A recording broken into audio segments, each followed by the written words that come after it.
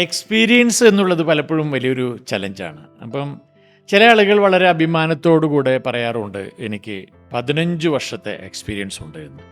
ഈ 15 വർഷത്തെ എക്സ്പീരിയൻസ് എന്ന് പറയുന്നത് ഒരേ പ്രവൃത്തി, അതായത് ഒരു ആക്ടിവിറ്റി തന്നെ നമുക്ക് 15 വർഷം ചെയ്തിട്ടുള്ള പരിചയമുണ്ട് എന്ന് പറയുന്നത് അത് വലിയ അഭിമാനിക്കത്തക്ക എക്സ്പീരിയൻസ് അല്ല. 10 വർഷം മുൻപ് ഒരു 10 ബോട്ടിൽ നിറച്ചിരുന്നു, ഒരു മണിക്കൂറിനുള്ളിൽ 10 ബോട്ടിൽ നിറച്ചിരുന്നു എന്നത് 15 വർഷം കഴിഞ്ഞിട്ടും ഒരു മണിക്കൂറിനുള്ളിൽ 10 ബോട്ടിൽ നിറയ്ക്കുന്നുണ്ട് എന്ന് പറയുന്നത്, അത്ര 15 വർഷത്തെ എക്സ്പീരിയൻസ് ഉണ്ട് എന്ന് പറയുന്നത് അഭിമാനിക്കത്തക്ക ഒന്നല്ല.